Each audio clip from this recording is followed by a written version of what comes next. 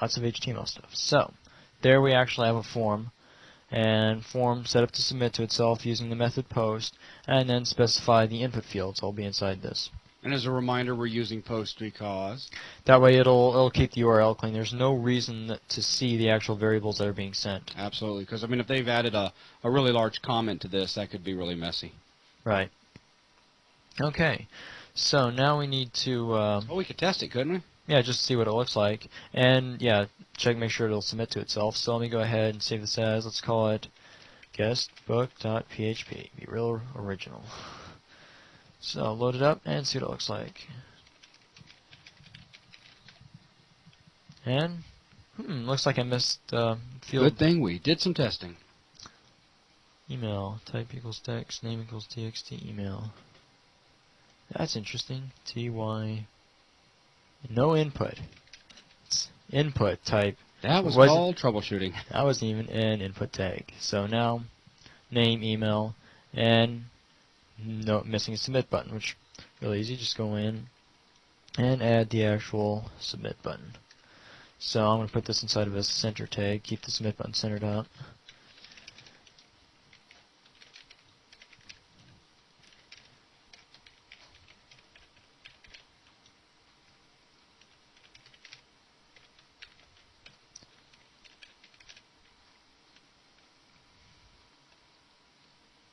Refresh that. There we have the actual submit button, and click it, and it goes to itself, meaning that the action being echoing the PHP self, so echoing the name of the script inside here. So we use PHP to keep track of.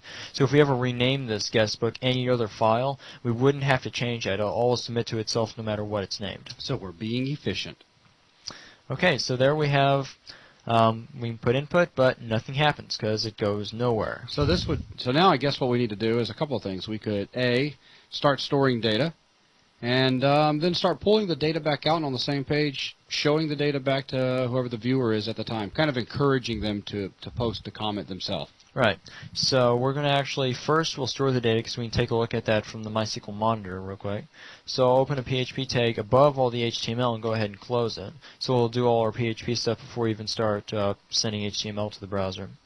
Now, we're going to need to actually establish a connection just like last time, exactly like we did in the counter. So instead of retyping that out, I'm just going to go to the counter, grab those first 3 lines where we pulled in that config file that stores all our database host, what user we're using, what password we're using. Remember, we made that way back at the beginning of this VTM. So then we actually establish the connection using that information in the config file, and then we select what database we're using. Again, that was stored in the config file. So I'm going to grab those first 3 lines out of the counter script, copy those, and paste those in to the guestbook script. So now we're basically all connected, ready to go. This is a very, very useful 3 lines to keep somewhere so you can reuse.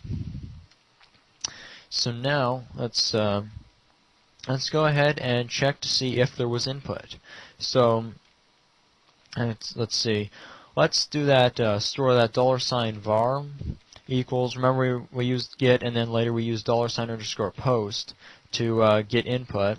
So doing the exact same thing as for $post. And we're looking to see, we could do some advanced checking, go through and make sure they enter their name and their email and so on, but for the purpose of this, we're just going to make sure they enter their name.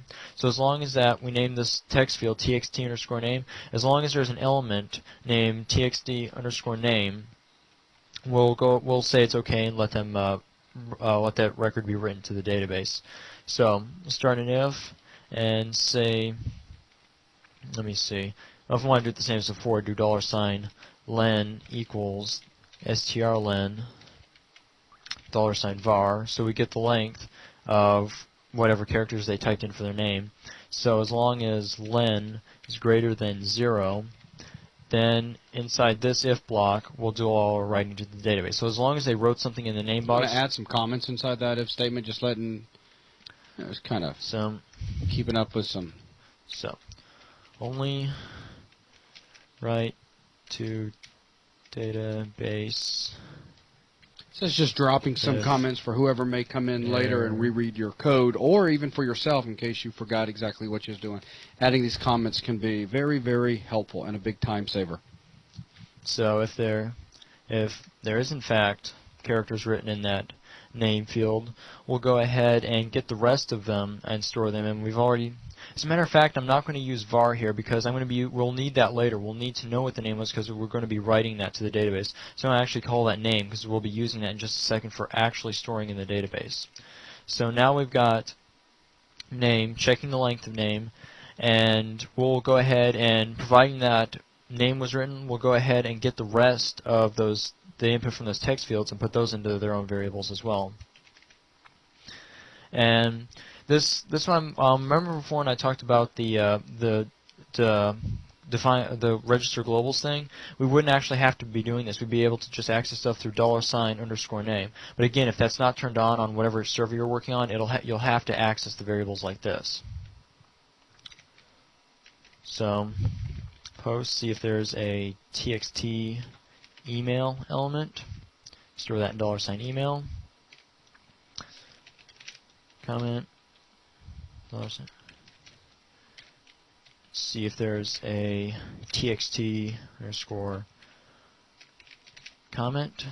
And now for the date, notice that there is no input field for the date. And what the date's going to hold is what the exact time was at the moment they hit the submit button.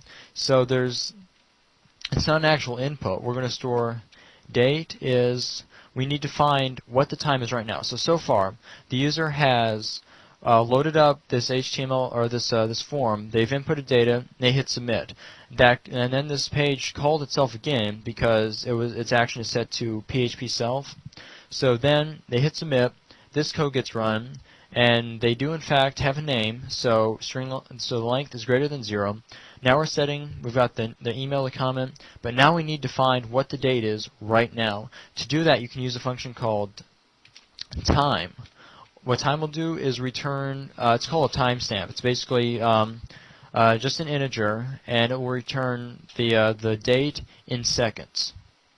So we're going to store that in date for being put into days. Remember, we made the date auto field an integer. So let me see. I'm going to go ahead now. So now we've got all the data together. We've got the name, we've got the email, the comment, and what the current date is. So now we need to actually set up the MySQL query. So we're going to say query equals, and query will be an insert into that guestbook table. And now we're going to go ahead and specify what exactly we're going to insert. We're going to be inserting into the fields. Actually, let's see. Yeah,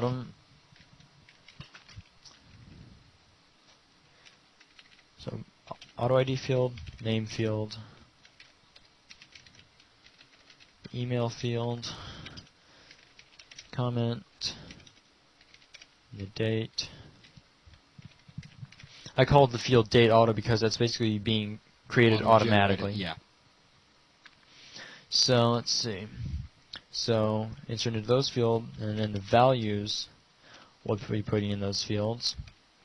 So values will be null, but remember we set the not null in the auto increment. So this is all. So instead of being null, it's going to take the last value, increment it by 1, and that'll be the ID for this record.